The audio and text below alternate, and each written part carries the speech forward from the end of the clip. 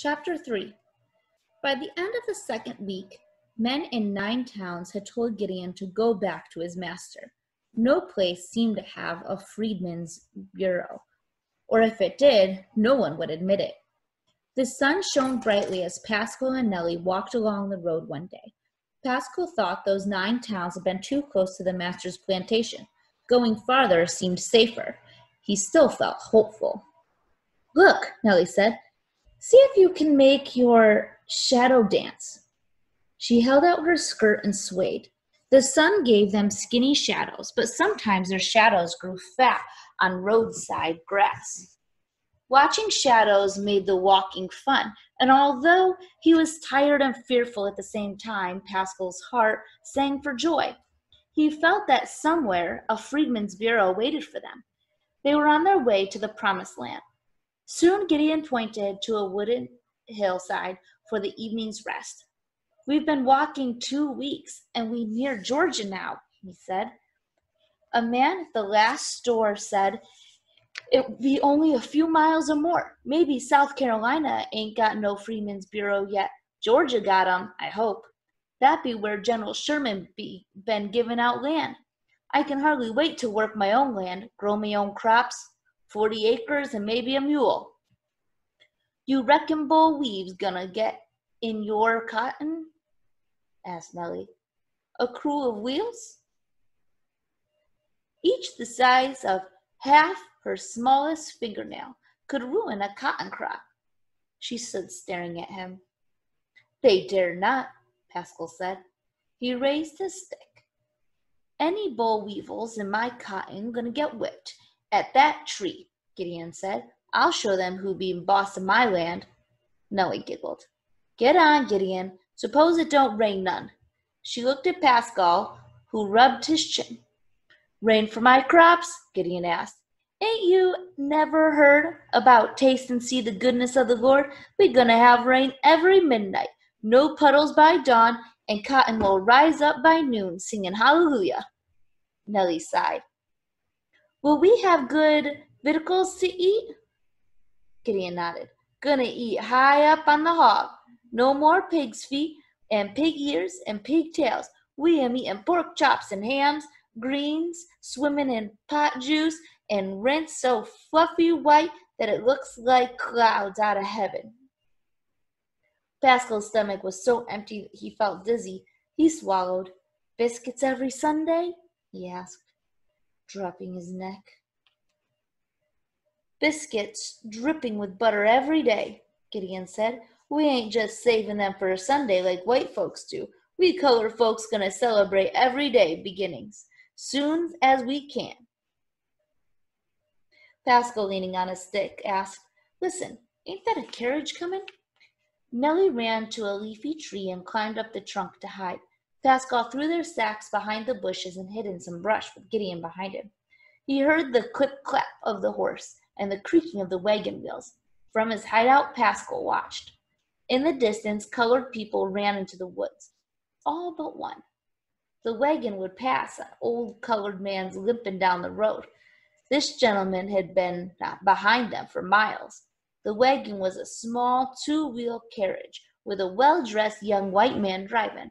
He called, "Hello there, uncle." He slowed the horse to a stop. The old man removed his battered straw hat. "Hello, sir. Don't call me uncle. Call me Mr. Freedman." "Freedman?" So, the old man had taken that beautiful name. Pascal smiled. Maybe they needed a freedman name. With a curse, the young man raised his whip to threaten the old man, but the old gentleman stood as straight as he could, shaking the reins. The young man cursed again. Pascal's spastic arm jerked on his chest. Holding his arm down, he backed farther into the bushes and hugged his stick close. He clenched his jaw until it hurt. How dare that white man curse this gentleman? "You lazy Negroes are wandering the road instead of getting our farms ready for planting. Where you been, uncle?" The old man looked down now. "Young sir, I searched for my wife, 'cause master sold her. I found where she used to work and saw where she be buried dead." "Who owns you, uncle?" The old man raised his head. Sunlight broke through the clouds and lit his eyes. Like a halo, his woolly white hair framed a sweet brown face. "Don't nobody own me," the old man said. "I be a free man." Pascal stared when he saw the white man reach down by the carriage seat, when he covered his mouth to keep from screaming. With another curse, the young man shot Mr. Friedman. A puff of dust skipped from the road, and the old man jerked and fell back across the gurgling ditch. He slid down against the bushes and was still as death. Pascal stared at the white man, who blew his smoking pistol before putting it back, and then stared at his carriage and drove on. Was that how it was when the overseer shot Mama? Did white people have no feelings? How could that man just kill somebody and drive on? Pascal wished he could put his stick in those fancy rolling carriages' wheels and break every spoke.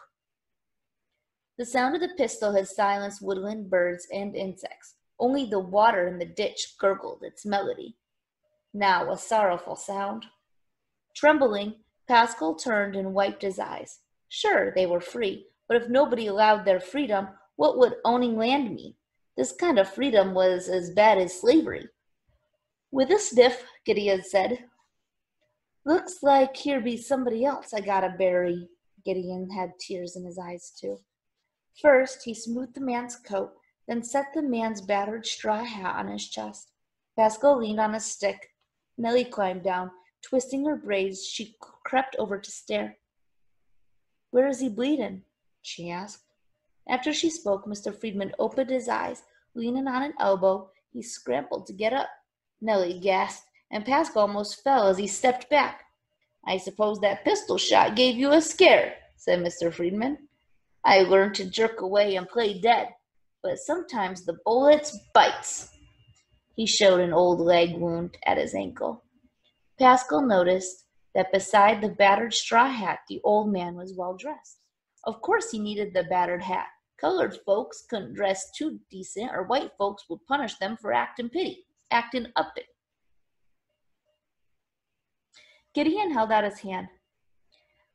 "How to do, Mr. Friedman? Would you join us for supper? We ain't got much, 'cause we're traveling." Pascal thought, "My brother may be mean sometimes, but he ain't stingy. Gideon would break one crumb into two to share." "Thank you," Mr. Friedman pointed. "I have a bag of carpenter tools I left hid down the road. I've been trying to catch up to you young people. I'll be right back." He seemed limber for an old man. When he returned, they set up camp in the woods. Mr. Friedman and Gideon talked about the 40 acres. "Nellie, Pascal," said Gideon. He sat as he set stones in the circle for a fireplace. "I think we'll take some time out and rest here. George'll be less than a day away." In a low voice, Nellie told Pascal, "Now your brother got Mr. Friedman to talk to. That's why he'd be taking a rest." Pascal nodded. Sure. Gideon wanted to boast about his plans for 40 acres. He needed to make his dreams real with an errand. Gideon seemed bold, but he might be frightened. Pascal remembered what Mommy used to say about Gideon. All bark and no bite. His brother acted big, but when push come to shove, he sometimes needed help. Well, that was Pascal's job. He'd be right at Gideon's side. He and Nellie. Together they were family. Mr. Friedman shared their bread. He had bought salt pork at a store to go in a pot of boiled cabbage. It was good to have a hot meal. Thanks to Nellie's pot, usually they had eaten the cabbage raw. Pascal's stomach felt much better than it had in 2 weeks. That evening they sat in a circle around a fire as clouds playfully tugged the sun lower into the sky.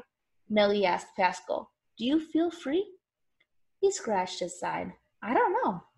Mr. Friedman said, "Friedman is all about having dignity. I don't have to feel shame if I don't accept me. I can come and go and do good for folks as I see fit. I think freedom be all about owning land and having people look at you with respect," said Gideon, leaning against a tree. "Then you ain't free yet," Nellie said. Gideon scowled at her. "What do you think freedom be, Nellie?" Pascal asked, thinking that talking like this must be part of it. "It be here," Nellie said, touching her chest. "Freedom's something inside you. I feel free like a bird." "You look like a girl," said Pascal with a smile. That's all hooey, said Gideon. I hit the dirt with a stone. You ain't nobody till you own land. Pascal lay back, put his hand beside his head. Maybe freedom's different things for different people. I think it'd be something small that grows like a seed planted. Every day I feel a little more free, he groaned. But there'd be so much, I don't know. Them white people try to keep us dumb and helpless. You and Nellie can go back to school now, said Mr. Friedman quickly. They setting up schools for the coloreds and poor whites of the South. Yes, sir, I'd like that. Pascal thought learning must be part of being free, because slaves weren't allowed to learn before, though secretly he had learned to read. They got women from the North, volunteers, white and colored, being sent to teach former slaves, Mr. Freeman said. 'Tis a time of glory, children. Pascal looked down at his leg. I'd be a heap more free without this lame leg. He stared at the ground. Nellie could move so smoothly, so gracefully, and he couldn't. What could owning land do for a crippled colored boy? With a puzzled look, Nellie sat staring at him. She began twisting her braids. You folks know any abolitionists? Mr. Freedom asked. No, sir, said Gideon. I talked at their meeting. They be people that work to stop slavery. Now they gonna help us freedmens. Where they sat, the grunt of the ditch was background music for mosquito whines and cricket chirps. Occasionally a woodland sparrow exploded into song. Sunbeams danced on their face, and a scent of broken pine branch spiced the air. Pascal heard something passing on the road above, but their campsite was hidden. On our farm, began Gideon, the sun ain't gonna rise till we be ready to open our eyes. And we won't have to pick up our hoes to chop cotton. We won't? asked Ellie. No, ma'am. Every morning that hoe gonna stand at attention all by itself. Will we have an overseer? Pascal asked. Only overseer gonna be the sun by day and the moon by night, Gideon said. And, he added quickly, we ain't working late no more. Gonna nap at the heat of the day and dance in the dark of the night. Oh, my farm. Mr. Freeman looked confused. And tell about the boll weevils, said Nellie, giggling. Should a boll weevil dare come near our cotton, Gideon said, I'll whip him at a tree for shame. Mr. Freeman began to smile. You think we're going to have trouble finding our farm? Nellie asked. After all, in the Bible, the Hebrew children wandered in the desert for 40 years. And you know why? Asked Gideon. Why? Said Pascal. 'Cause they kept on grumbling. We doing it right. Ain't no complaining on this march to see the promised land. And you know why the sun be shining? Nellie shook her head. Why, Gideon? It be laughing at the white masters and cheering for the colored freedmens. That be why the whole heavens am in jubilee. He glanced up. Can't you tell? Pascal threw back his head. The clouds in the darkening sky were like white chicken feathers floating free. He caught his breath and held it. Yeah, the heavens were in jubilee. But he heard a commotion, people talking. Mr. Freeman climbed the hillside to look down the road. Waving, he ran back. Pascal heard some voices call. Look, there's someone else to tell about freedom. Come on, colored people, we'll hold a camp here. Pascal felt a fist grab his gut. What now?